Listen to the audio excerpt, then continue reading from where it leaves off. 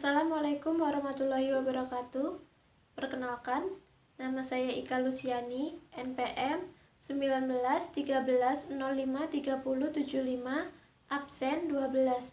Di sini saya ingin menjelaskan mengenai konsep dasar hak asasi manusia atau yang sering disingkat dengan HAM.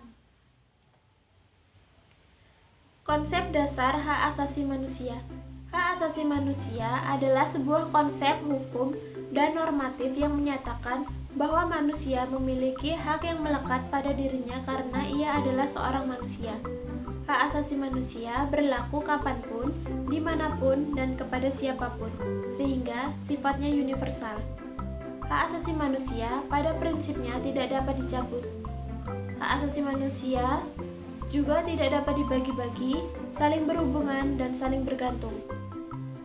Hak asasi manusia biasanya dialamatkan kepada negara, atau dalam kata lain, negaralah yang mengemban kewajiban untuk menghormati, melindungi, dan memenuhi hak asasi manusia, termasuk dengan mencegah dan menindaklanjuti pelanggaran yang dilakukan oleh swasta.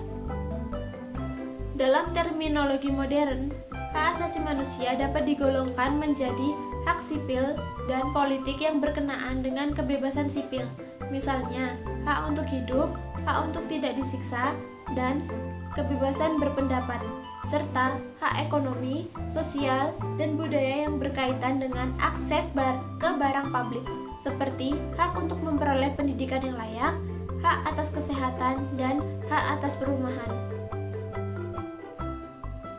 Menurut John Locke, hak asasi manusia adalah hak-hak yang diberikan langsung oleh Tuhan Yang Maha Esa sebagai hak yang kodrati.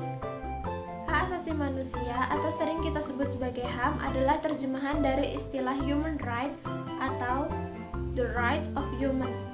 Dalam Undang-Undang Nomor 39 Tahun 1999 tentang Hak Asasi Manusia, Pasal 1 disebutkan bahwa hak asasi manusia adalah seperangkat hak yang melekat pada hakikat dan keberadaan manusia sebagai makhluk Tuhan Yang Maha Esa dan merupakan anugerahnya yang wajib dihormati, dijunjung tinggi, dan dilindungi oleh negara, hukum, pemerintah, dan setiap orang demi kehormatan serta perlindungan harkat dan martabatnya sebagai manusia.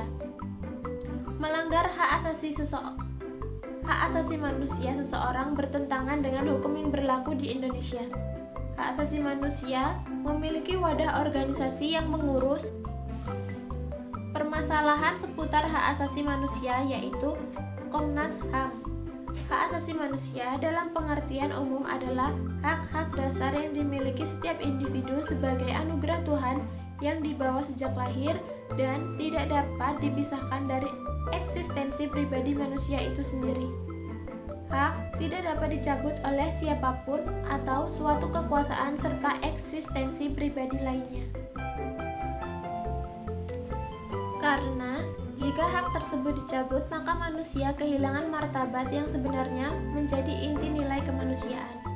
Walau demikian, bukan berarti bahwa perwujudan hak asasi manusia dapat dilaksanakan secara mutlak karena dapat melanggar hak asasi orang lain. Memperjuangkan hak sendiri sampai-sampai mengabaikan hak orang lain ini merupakan tindakan yang tidak manusiawi. Kita wajib menyadari bahwa hak-hak asasi kita selalu berbatasan dengan hak-hak asasi orang lain. Hak asasi manusia adalah hak dasar yang dimiliki oleh setiap pribadi manusia secara kodrati sebagai anugerah dari Tuhan yang mencakup hak hidup, hak kemerdekaan, dan hak memiliki sesuatu. Kesadaran akan hak asasi manusia didasarkan pada pengakuan bahwa semua manusia sebagai makhluk Tuhan memiliki derajat dan martabat yang sama dengan pengakuan akan prinsip dasar tersebut. Setiap manusia memiliki hak dasar yang disebut dengan hak asasi manusia. Bentuk-bentuk hak asasi manusia. Secara universal, pembagian hak asasi manusia adalah sebagai berikut. 1. Hak-hak asasi pribadi atau personal right yang meliputi kebebasan menyatakan pendapat, kebebasan memeluk agama, kebebasan bergerak, dan sebagainya. 2. Hak-hak asasi ekonomi atau property right, yaitu hak untuk memiliki sesuatu, membeli dan menjualnya, serta memanfaatkannya. 3. Hak-hak asasi untuk mendapatkan perlakuan yang sama dalam hukum dan pemerintahan atau yang disebut dengan right of legal equality. 4. Hak-hak asasi politik atau political right, yaitu hak untuk ikut serta dalam pemilihan, hak pilih, memilih dan dipilih dalam pemilihan umum, hak mendirikan partai politik, dan sebagainya. 5. Hak-hak asasi sosial dan kebudayaan atau social and culture right, misalnya hak untuk memilih pendidikan, mengembangkan kebudayaan, dan sebagainya. 6. Hak-hak asasi untuk mendapatkan perlakuan tata cara peradilan dan perlindungan atau procedural right, misalnya peraturan dalam hal penangkapan, penggeledahan, peradilan, dan sebagainya. Selanjutnya, instrumen HAM. Instrumen HAM yang berlaku di Indonesia adalah sebagai berikut. 1. Pancasila. Nilai-nilai Pancasila yang terwujud dalam 5 sila merupakan landasan bagi pengembangan hak asasi manusia. Pancasila, terutama sila kedua, menjadi dasar normatif bagi pengembangan hak asasi manusia. Sila kedua Pancasila memberikan pedoman bahwa bangsa Indonesia mengakui sepenuhnya persamaan harkat dan martabat manusia. 2. Undang-Undang Dasar 1945. Di dalam pembukaan Undang-Undang Dasar 1945 terdapat suatu pernyataan yang mencerminkan tekad bangsa Indonesia untuk menegakkan hak asasi manusia yang berbunyi bahwa sesungguhnya kemerdekaan ialah hak segala bangsa, dan oleh sebab itu maka penjajahan di atas dunia harus dihapuskan karena tidak sesuai dengan peri kemanusiaan dan peri keadilan. 3. Ketetapan MPR nomor 17/MPR/1998 tentang hak asasi manusia yang berisi piagam hak asasi manusia bagi bangsa Indonesia. 4. Undang-Undang nomor 39 tahun 1999 tentang hak asasi manusia. 5. Undang-Undang nomor 26 tahun 2000 tentang hak asasi manusia. Lalu ada hak asasi manusia menurut Undang-Undang Dasar 1945. 1. Hak asasi manusia dalam pembukaan Undang-Undang Dasar 1945.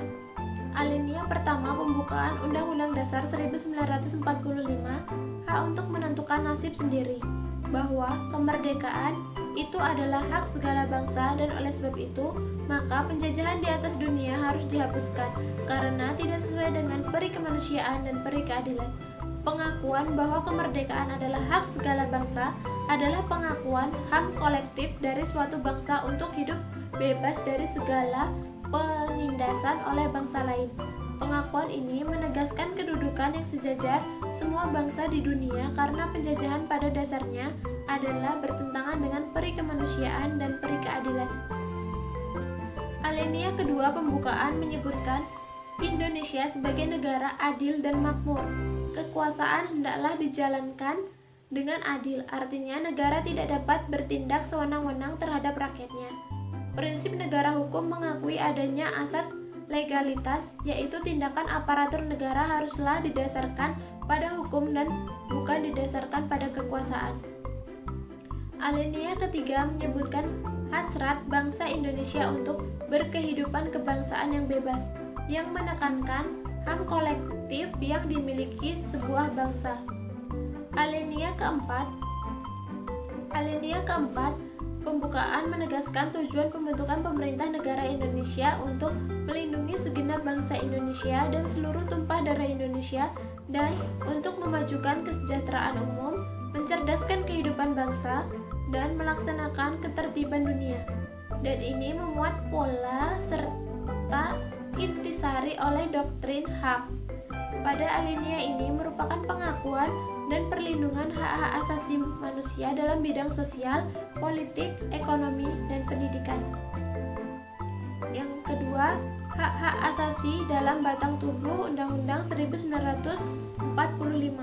Batang tubuh Undang-Undang Dasar 1945 yang terdiri atas 16 bab, 37 pasal, 4 pasal aturan peralihan, dan 2 ayat aturan tambahan juga memuat rumusan-rumusan cukup luas mengenai materi hak asasi manusia, baik secara eksplisit maupun implisit. Yang ketiga itu hak-hak asasi dalam penjelasan Undang-Undang Dasar 1945. Selanjutnya ada hubungan hak asasi manusia dengan Undang-Undang Dasar 1945. Hubungan hak asasi manusia dengan Undang-Undang Dasar 1945 dapat diterjemahkan dalam moral bangsa sebagai berikut. 1. Kebijaksanaan harus diarahkan pada kebijaksanaan politik dan hukum dengan perlakuan serta hak dan kewajiban yang sama bagi siapapun, perorangan, atau kelompok yang berada di dalam batas wilayah NKRI. 2. Kebijaksanaan ekonomi dan kesejahteraan dengan kesempatan serta beban tanggung jawab yang sama bagi siapapun yang ingin berusaha atas dasar persaingan yang sehat. 3. Kebijaksanaan pendidikan dan kebudayaan dengan kebebasan serta batasan-batasan yang perlu menjaga ketahanan dan pertahanan mental terhadap anasir dan eksploitasi dari dalam dan luar negeri. 4. Kebijaksanaan luar negeri meningkatkan kehormatan bangsa yang merdeka yang bisa mengatur diri sendiri serta mampu menyumbang pada hubungan baik antara bangsa-bangsa di dunia. Selanjutnya itu tentang pelanggaran hak asasi manusia. Pelanggaran hak asasi manusia adalah setiap perbuatan seseorang atau kelompok termasuk aparat negara, baik disengaja maupun tidak disengaja, atau kelalaian yang secara hukum mengurangi, menghalangi, membatasi, atau mencabut hak asasi manusia yang telah dijamin oleh undang-undang dan tidak didapatkan atau dikhawatirkan tidak akan memperoleh penyelesaian hukum yang adil dan benar. Pelanggaran hak asasi manusia tergolong berat, baik berupa kejahatan genosida atau kemanusiaan. Sedangkan pelanggaran selain dari keduanya termasuk golongan ringan. Untuk menyikapi kejahatan dan pelanggaran HAM berdasarkan hukum internasional dapat digunakan retroaktif, diberlakukan pasal tentang kewajiban untuk tunduk pada pembatasan yang ditetapkan dalam undang-undang seperti tercantum dalam pasal 28J ayat 2 Undang-Undang Dasar 1945. Berikut ini adalah beberapa contoh pelanggaran hak asasi manusia yang termasuk ke dalam pelanggaran berat dan pelanggaran ringan. Contoh pelanggaran hak asasi manusia yang tergolong pelanggaran berat: 1. Peristiwa G30 SPKI yang merupakan peristiwa pembantaian nyawa banyak orang. 2. Kasus terbunuhnya Munir. 3. Kasus pembunuhan atas aktivis buruh bernama Marsina. 4. Peristiwa Tanjung Priuk. 5. Tragedi Semanggi 1 dan tragedi Semanggi 2. 6. Tragedi Trisakti. 7. Kasus di AB Pura di Papua, dan masih banyak lagi. Lalu contoh pelanggaran hak asasi manusia yang tergolong pelanggaran ringan itu antara lain: 1. Pada zaman Orba di mana kebebasan berpendapat itu dikekang. 2. Kasus pencurian dan mengambil benda milik orang lain. 3. Kasus perusakan benda milik orang lain. 4. Kasus penghinaan atas diri orang lain yang merendahkan harkat dan martabatnya. 5. Kasus pelanggaran seseorang beribadah menurut agama dan kepercayaannya. Sekian penjelasan dari saya mengenai konsep dasar hak asasi manusia. Terima kasih.